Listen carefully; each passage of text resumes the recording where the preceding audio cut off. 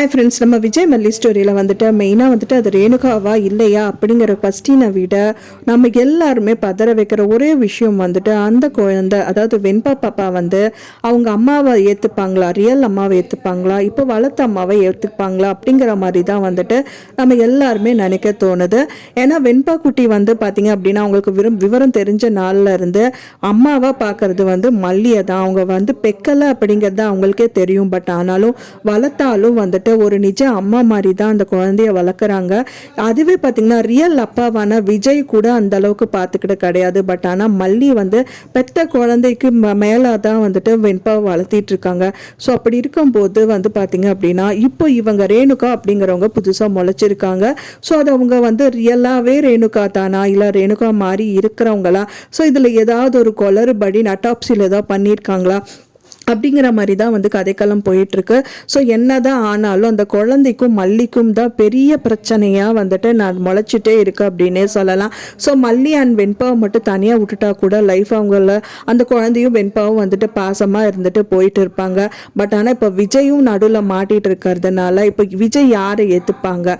So வெண்பா வந்து ரெண்டு அம்மாவாக ஏற்றுப்பாங்களா, வெண்பாவுக்கு வந்து ரெண்டு அம்மா இருக்கட்டும்னு நினைப்பாங்களா, இல்லை வந்து ரேணுகா தான் உங்கள் அம்மா இனிமேல் அவங்க கூட தான் இருப்போம்னு எடுத்துப்பாங்களா?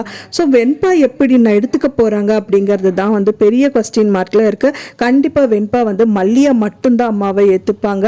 என்னதான் அவங்க வளர்த்த அம்மாவா இருந்தாலும் ரியல் அம்மா அவங்களுக்கு மல்லி தான். ஏன்னா வந்து அவங்க வந்து அப்பவே கேட்பாங்க அவங்க யாரு அப்படிங்கும்போது அதாம்மா அவங்க அம்மா அப்படிங்கிற மாதிரி சொல்லும் போது அவங்கள நம்ம பார்த்துட்டு இப்போ என்ன பண்ண போறோம், வீட்டுக்கு நம்ம போயிடுவோமா, என்ன பண்ணுவோம் அப்படிங்கிற மாதிரி அந்த குழந்தை அப்பவே கேட்டிருப்பாங்க.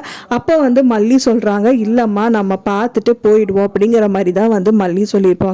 அப்ப இருந்தே அந்த குழந்தையோட வாயிலிருந்து தெரிய வருது மல்லி தான் அவங்க அம்மாவா அந்த குழந்தைய ஏற்றிருக்கே தவிர ரியல் அம்மாவை கூட அம்மாவா அந்த குழந்தைக்கு ஏற்கிறதுக்காருக்கு மனசு வரல. ஸோ அப்படி இருக்கும்போது கதைக்களம் வந்து எதுவும் ஒரு திசையில போற மாதிரி இருக்கு. ஸோ செத்து போன ரேணுகா செத்து போனதாவே இருந்தா நல்லா இருக்கும் அப்படின்னு தான் எல்லாருமே எதிர்பார்க்கிறோம். ஆனா அது நடக்குமா நடக்காதா அப்படின்னு தான் தெரியல.